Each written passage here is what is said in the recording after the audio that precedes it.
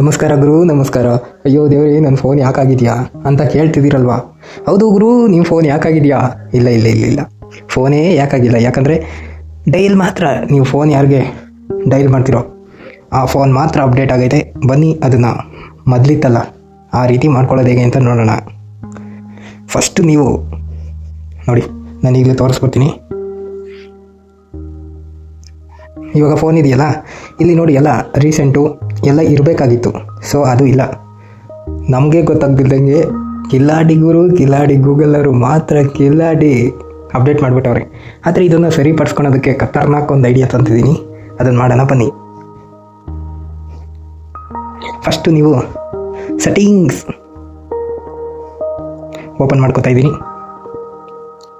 ಇಲ್ಲಿ ಫೋನ್ ಅನ್ನೋದು ಫಸ್ಟೇ ನಾನು ಓಪನ್ ಮಾಡ್ಕೊಂಡು ಇಟ್ಕೊಂಡಿದ್ದೀನಿ, ಯಾಕಂದರೆ ಹುಡ್ಕೋಕ್ಕೆ ಸ್ವಲ್ಪ ಕಷ್ಟ ಆಗ್ಬೋದು. ಅದಕ್ಕೆ app info, calling app, phone ನೀವು ಇಲ್ಲೇ ನೋಡ್ಕೊಂಬಿಡಿ. ಓಕೆ, ನೋಡ್ಕೊಂಡ್ರಾ? ಇದ್ರ ಮೇಲೆ ಕ್ಲಿಕ್ ಮಾಡಿ. ಇಲ್ಲಿ ಕ್ಲಿಯರ್ ಕ್ಯಾಶ್ ಮತ್ತು ಕ್ಲಿಯರ್ ಡೇಟಾ ಅಂತ ಇದೆ, ಕೊಟ್ಬಿಡಿ.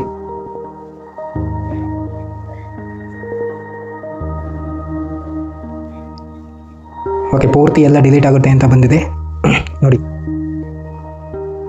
ಡಿಲೀಟ್ ಕೊಡ್ತಾ ಇದ್ದೀನಿ. Yes, delete. ವೆಯ್ಟ್. ಹಾಂ, ಆಯಿತು. ಇದು ಕೊಟ್ಬಿಡ್ತೀನಿ, ಕ್ಯಾಶ್ ಹೋಗ್ಬಿಡಲಿ. ಓಕೆ, ಇವಾಗ ನಿಮ್ಮ ಫೋನ್ನ ಓಪನ್ ಮಾಡೋಣ ಬನ್ನಿ.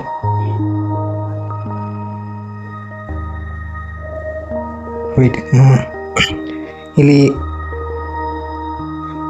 Set phone your device default ಅಂತ ಬಂದಿದೆ.